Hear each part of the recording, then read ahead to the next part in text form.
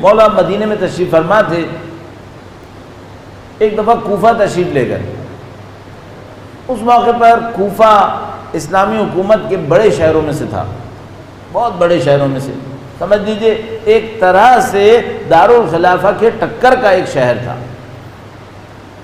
کوفہ میں مختلف افکار و خیالات کے رہنما موجود تھے، اس میں بڑے بڑے عرفاء بھی تھے، تو ابراہیم ادہم اور سفیان ثوری جیسے لوگ وہاں پر موجود تھے۔ البتہ شاید سفیان ثوری کی جگہ کہیں اور تھی، وہ کوفہ آ کر رہے ہوئے تھے۔ اسی موقع پر امام تشریف فرما ہوئے کوفہ میں،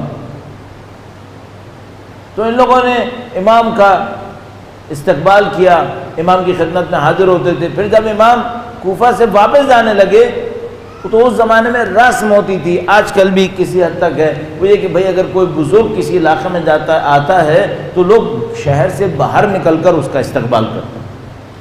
اس زمانے میں تو رسم بہت شدت کے ساتھ تھی، فصیل ہوتی تھی، تو فصیل سے باہر جا کر لوگ احتراماً کھڑے ہو جایا کرتے تھے تاکہ وہ مہمان آئیں، اور جب مہمان جا رہے ہوتے تھے تو اسی طرح فصیل کے باہر جا کر لوگ کھڑے ہو جاتے تھے تاکہ مہمان جائیں۔ تو سفیان ثوری جو خود بڑا نام ہے عرفاء کے اندر، وہ امام کو خدا حافظ کہنے کے لیے جب کوفہ سے باہر گئے تو جس راستے پر امام نے آنا تھا وہاں پر دیکھا ایک شیر بیٹھا ہوا ہے۔ یہ واقعہ شیخ عباس قمی کی احسن المقال کتاب کے اندر موجود ہے، مولا کے واقعات میں۔ سفیان ثوری نے دیکھا کہ شیر بیٹھا ہوا ہے اس راستے پر جس پہ امام نے آنا ہے، تو لوگوں نے کہا کہ اس شیر کو یہاں سے ہٹا دیتے ہیں۔ تو وہ خود چونکہ وہ جانتا تھا امام کی معرفت کچھ تھی اس کے پاس، اس نے کہا مت ہٹاؤ مت ہٹاؤ، دیکھتے ہیں فرزند رسول تشریف لائیں گے تو شاید ہمیں کچھ سیکھنے کو مل جائے، آئیں گے ہمیں کچھ سیکھنے کو ملے گا۔ تو عمدن شیر نہیں ہٹایا گیا۔ امام تشریف لائے، امام نے دیکھا کہ شیر وہاں بیٹھا ہوا ہے، اب لوگ سب دیکھ رہے ہیں کہ اب کیا ہونے والا ہے۔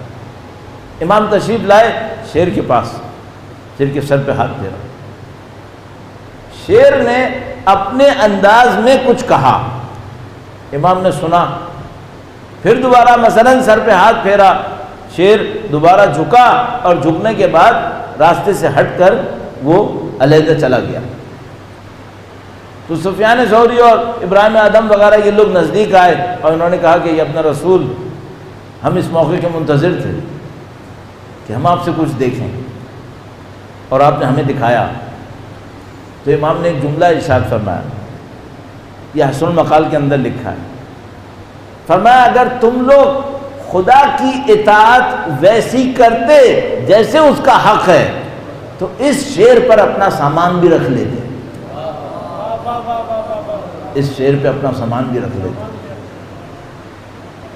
پہلا درس جو امامت نے ہمیشہ دیا، کسی بھی دور میں، چاہے سختی میں تھے، چاہے آسانی میں تھے، چاہے علنی دیتے تھے، چاہے مخفی دیتے تھے، وہ درس تھا اطاعت خدا کا درس، اللہ کی اطاعت، بندگی کو۔ آپ تمام روایات کو اگر دیکھنے کی کوشش کریں، بے پناہ تاکید جس بات کے اوپر آپ کو نظر آئے گی وہ یہ کہ آپ کا ذاتی تعلق خدا سے وہ کیا ہے۔ ذاتی تعلق، اجتماعی تعلق کی بات نہیں ہو رہی کہ بھائی آپ مسلمان ہیں، آپ کے ملک کے کانسٹیٹیوشن میں لکھا ہے کہ آپ مسلمان ہیں، آپ کے شناختی کارڈ پہ لکھا ہے کہ آپ مسلمان ہیں، آپ کی آبادی میں مسلمانوں کے نام ہیں، مسلمانوں کی سڑکیں ہیں، یہ سب نہیں ہے۔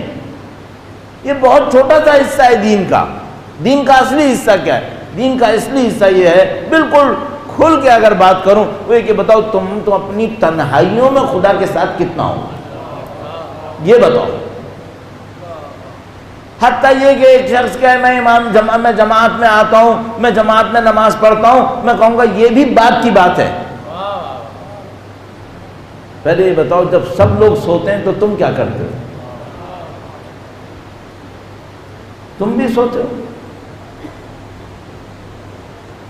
جب سب لوگ اپنی زندگی میں مشغول ہونے لگتے ہیں تم کیا کرتے ہو؟ تم بھی دنیا میں مشغول ہو جاتے ہو۔ تو تمہارا ذاتی تعلق خدا سے کیا ہے؟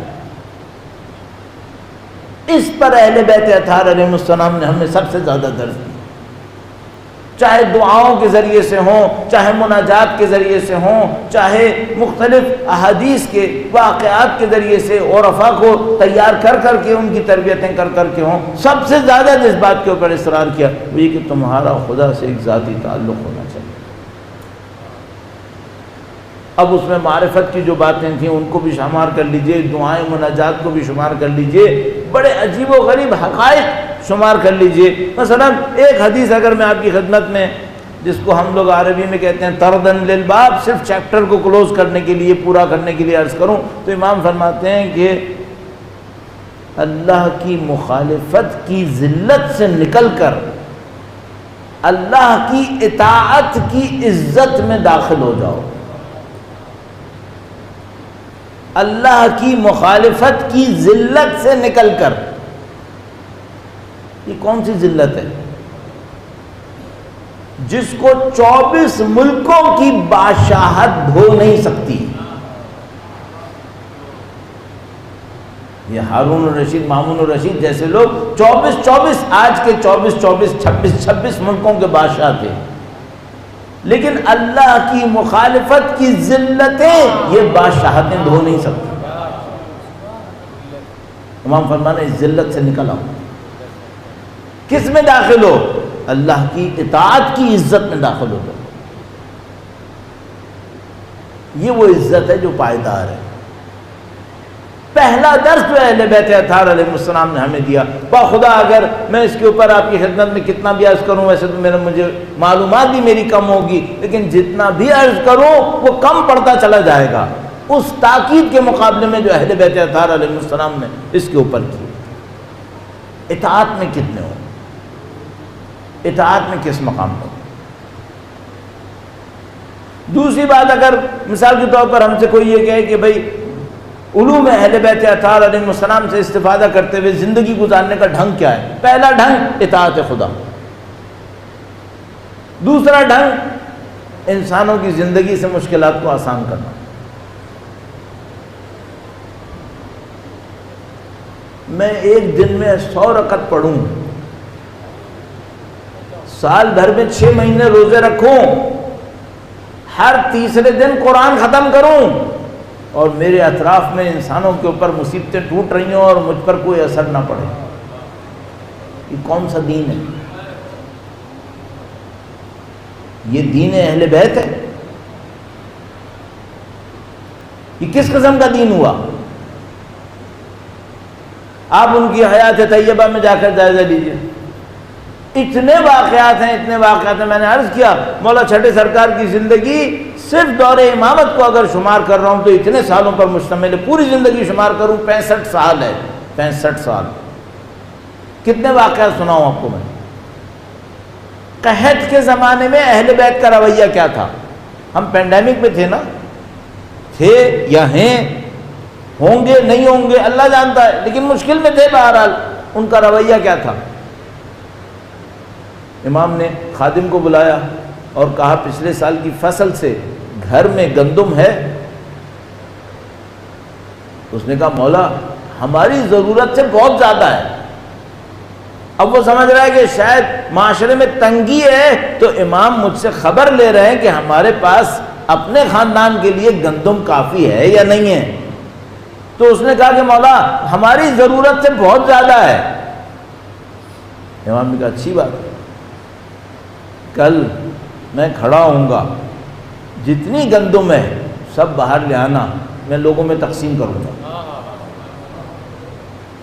اس نے کہا مولا، اب وہ سمجھا کہ معاملہ تو ادھر چلا گیا، تو اس نے کہا مولا آپ تقسیم کریں،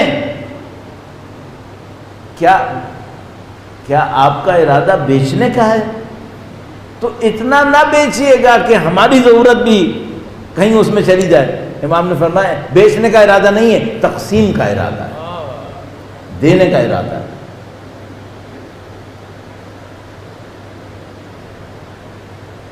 ہم اس کردار کو لے کر اپنے ساتھ کیا کر رہے ہیں؟